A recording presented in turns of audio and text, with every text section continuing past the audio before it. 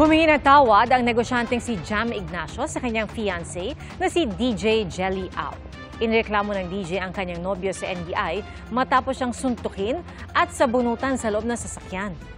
Saksi, si John Consulta, exclusive. Dito ako haharap sa inyo, maharap na humihingi ng taos-puso na sorry, sobrang sorry. Sa eksklusibong pagharap sa GMA Integrated News, lubos ang pagsisisi ng negosyanteng si Jam Ignacio sa ginawa niya sa kanyang fiancé na DJ at influencer na si Jelly Au. Ayon kay Jam, hindi siya nagtatago. Naghintay lang daw siya ng tamang panahon para magsalita.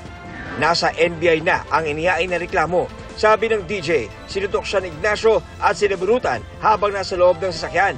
Sa simpleng hindi pagkakaunawaan, and siguro may halo na rin siguro pagod sa maghapon na lakad namin. Kumbaga, tao lang din siguro ako, sir. Baka napuno lang din siguro ako. Humihingi rin ng kapatawaran si Ignacio sa mga mahal sa buhay ni Jelly at sa kanilang mga kaibigan na nasaktan sa pangyayari. Han, alam mo yan kung gaano kita kamahal. Sorry sa mga nangyari.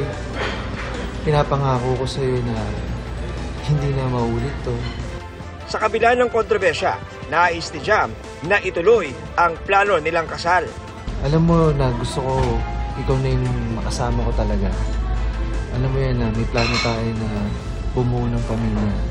Tuparin natin yan. Sinisika pa namin makuha ang pahayag ni Jelly Au. Para sa GMA Integrated News, ako si John Consulta, ang inyong saksi. Mga kapuso, maging una sa saksi. Mag-subscribe sa GMA Integrated News sa YouTube para sa iba't ibang balita.